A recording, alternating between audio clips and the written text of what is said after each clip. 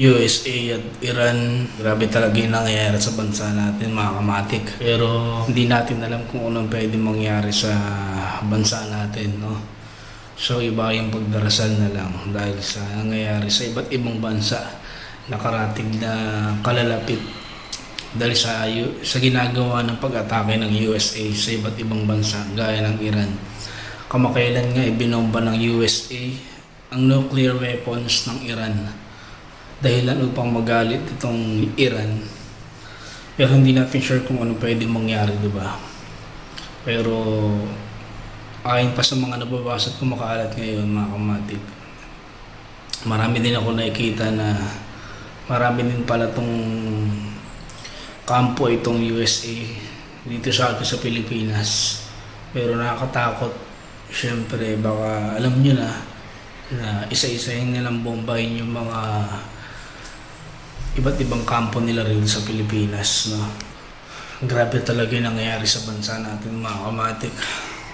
Sa tingin nyo mga kamatik, tama ba yung ginagawa ng USA ng pag-atake sa nuclear weapons nila na pasubugin ito, no? Kaya naman dahil dito namatay yung leader, namatay yung isa sa pinakamataas na leader, di natin alam kung anong pwedeng gawing hakbang ng Iran, kung gaganti ba sila o hindi. Pero sana wala naman tayong magagawa rito mga kamatik, dahil itong mga bansa na to, Bahrain, Iran, Israel, USA, isa yun sa pinakamalalakas na sandataang pandigma. Kaya wala tayong laban kung sakaling papalag tayo, dahil kawawa yung Pilipinas. Pero sana pagdasal na lang natin na sana hindi lumala yung tension sa pagitan ng mga bansang ito, dahil nakakatakot din, no?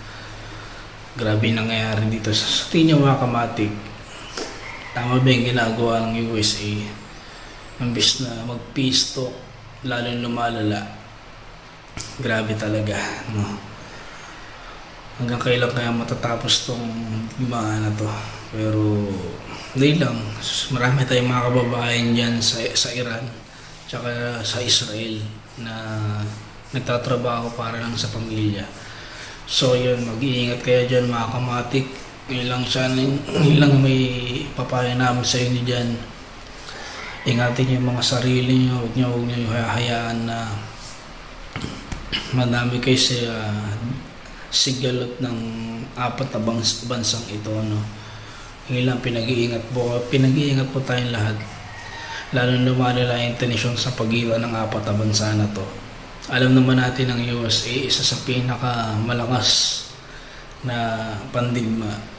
Hindi titigil itong USA na patuloy na gagampanan ng malalakas ang Iran. Kaya naman ikinagalit ng USA na hindi sila pwedeng gumawa ng nuclear weapons dahil nakakabahala ito sa iba't ibang karatig bansa. So yun mga kamatik, no? Grabe yung ginagawa ng pag-atake ng USA dahil talaga nga namang hindi nila pinatawad. Ilang beses na nilang inaatake ang Iran, pero hindi natin alam kung anong pwedeng gawin ng Iran. Kasi ang dami palang kampo nitong marami pala itong kampong USA, iba't ibang lugar. Meron pala rito sa Pilipinas. Kung sakaling bombahin nila isa-isa, hindi malabong madami ang Pilipinas, no? So yun, update muna tayo, no, sa video ito sa digmaan ng apat na bansang ito. Update ko kayo sa susunod na video. Thank you. Mag-like ka na at mag-subscribe.